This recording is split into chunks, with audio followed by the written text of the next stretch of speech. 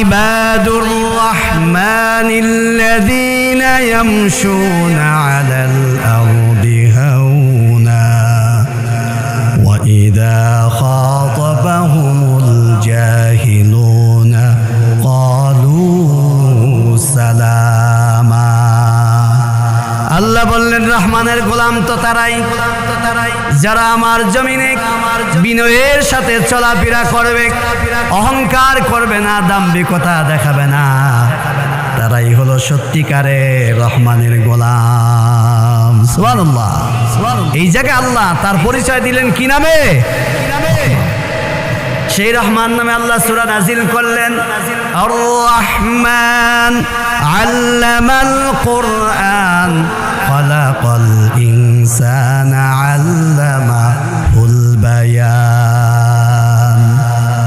কোরআন দাতা যিনি, কোরআন শিক্ষা দাতাও তিনি। সুবহানাল্লাহ। আবার এই কোরআন নাজিল করলেন কার উপর? বিশ্ব নবীর উপর। নবীজির নাম হলো মুহাম্মদ।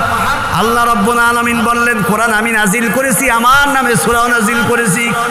আবার যার উপর আমি কোরআনটা নাজিল করে দিয়েছি সেই মুহাম্মদের নামও আমি একটা সূরা নাজিল করে দিয়েছি। সুবহানাল্লাহ।